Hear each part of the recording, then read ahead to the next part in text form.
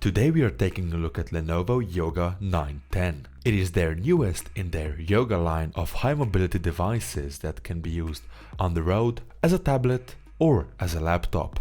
But does it impress or does it leave us stale as did the Lenovo Yoga book? Stick around and find out.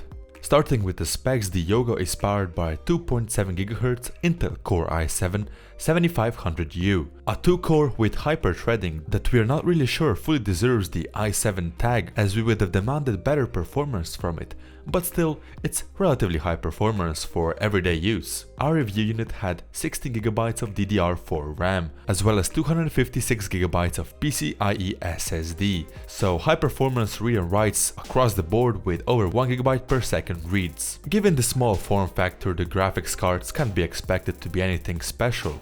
Inside we can find the Intel HD Graphics 620 that does its job adequately. Aside from that, we have 802.11ac wireless with Bluetooth 4.1 and so on and so on. The specs inside aren't really the most important thing when you think about the Yoga line. It has to be mobile, usable and look good, of course, as it's meant for the lifestyle consumers, not the professional ThinkPad users. In line with that, on the 910 we get the stunning Infinity Edge-like display similar to Dell's that has almost no border around it and features a 4K IPS panel, so a 13.9-inch screen in a 12-inch form factor.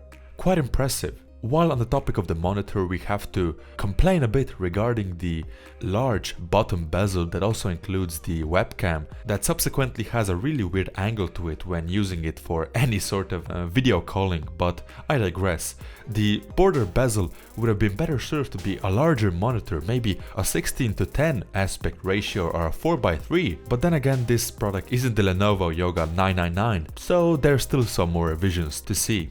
As far as connectivity goes, it has 3 USB ports, 2 standard USB Type-A, 1 USB 2.0 and 1 USB 3.1 Gen 1, while there is also another USB Type-C connector that enables monitor output. Sadly, there is no Thunderbolt 3 included in the product. And one other thing to note is the power in connector was replaced to the connector that is used with the USB Type-C for power in that wobbled around too much for our taste even after a few days of use, so I don't really know how the longevity of the product will be in the future. I would have definitely liked to see a MagSafe type charger that Apple has included with their MacBooks. Well, not anymore, but you get the point. Moving onwards to the touchpad and keyboard. When first starting to type on the 910, I got the feeling that the key presses were a little bit shallow on the keyboard itself, with a travel distance of 1.3mm, but that is balanced out with the relatively stiff 65 grams of actuation force required for them to press it. After a few minutes of the initial weird feeling,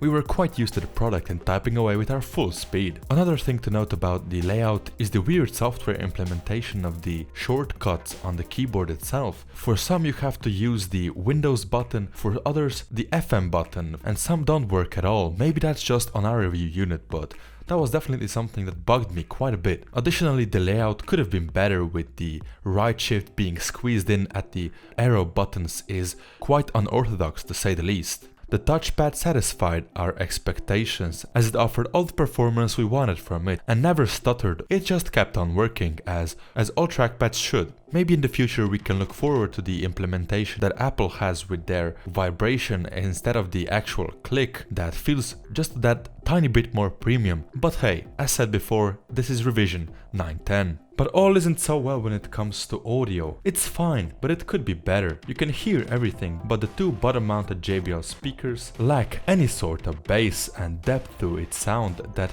just sounds tinny, if you will. Some of the sound was rescued with Dolby's digital processing that maybe widened the soundstage a bit, but it didn't do much. On the other hand, what did impress us was the battery life. When continuously web surfing over Wi-Fi with a medium screen brightness that is completely satisfactory in normal conditions with 292 nits of brightness, it lasted over 10 hours and a half, and all that battery life is stuck in a product that weighs only 1.5 kilos. Moving to the most subjective part of the review, our feel of the device and the design of the unit itself. From the outside it doesn't look that much different from the Yoga book we have reviewed before or from the last year's Yoga for that matter, but that isn't a bad thing.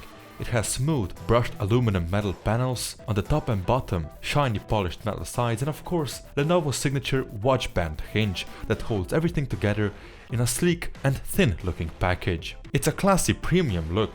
The only thing that stuck out quite literally for us were the metal edges that, when typing really furiously on the keyboard, got some marks on our wrists as they are quite sharp. But your experience may vary if you aren't quite as strong-armed about your PC usage as we are.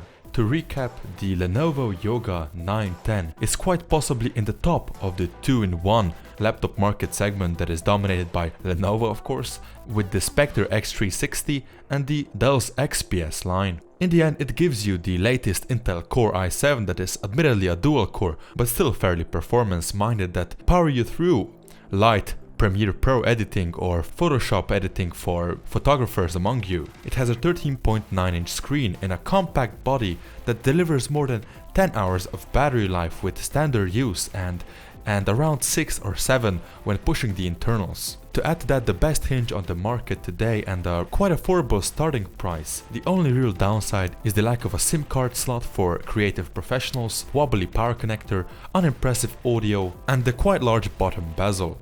And while it may seem as that is quite a big list of things we don't like on the product, if you were to put in words everything we do appreciate about the performance, about the usability and design of the 910, this would have been a 25-minute video, not a 6-minute one as it is now. If you're a creative professional, I wouldn't recommend this product to you, but would recommend the newly announced Yoga 720 or something of the like. But if you want a premium looking laptop that won't slow you down in offices or in lecture rooms or whatnot, the Yoga 910 is a solid purchase. Thanks for watching this review on Discharge Networks. Don't forget to comment and subscribe to see more videos like this in the future.